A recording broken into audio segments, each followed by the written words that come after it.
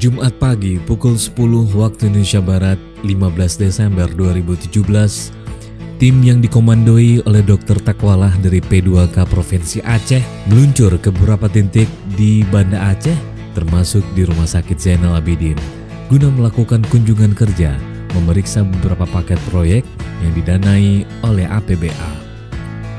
Setibanya di lokasi, Dr. Takwalah langsung menerima penjelasan yang menjelaskan keadaan proyek yang dinilainya masih jauh tertinggal dari target yang ditetapkan. Pegahana Jakarta pindah pengerti Jakarta lah. Surat dari awaknya lagi juga kamu nama. Masa urunnya golong 4. Dan yang hana pegahana aja supaya urunnya bisa dianggarkan tahun depan. Tak ada lagi nya. Yang hana mau DP hana tadi upahnya. Bukan DP, jino bukti bahwa karena barang 4. Dah foto. Ini belum tahu di lagi ya Pak. Mana berarti hana berarti dan bohong.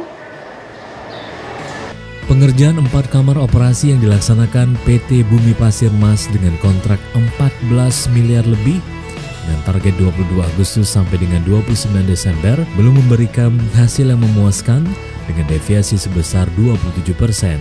Akibat don halusnya kena hanya kontraktor. Ya. Secara bermula jino supaya yakin pindah le barang-barangnya karena perlu. Ini kan dikerjakan. Supaya yakin hanya memang yuk panik ada pekerjaan. Yuk memang hana kerjakan ni Pak. Oh no. Iya Pak. Karena ka ono mulai tengok haji datang pun ada yuk. Supaya kesannya yang mana? Bentuk kan urus santan nanti. Jadi matinya matanya waktu itu kan? iya. Jadi supaya mata waktu kita cara putih. Dari Zainal Abidin, tim bergerak lagi menuju SMA Fajar Harapan, masih di kawasan Banda Aceh. Berjumpa dengan kontraktor dan konsultan pengerjaan pembangunan asrama Putra Fajar Harapan, PT Bina Yusta Azuri, Takwalah yang juga sebagai asisten 2 Setda Aceh memberikan banyak masukan agar percepatan proyek ini cepat terselesaikan dengan nilai kontrak 4 miliar lebih, progres 75%, lalu deviasi 23% diharapkan dapat berjalan sesuai dengan harapan. Kunjungan kerja Takwalah diakhiri pada proyek pembangunan rumah layak huni dengan nilai kontrak 500 juta lebih.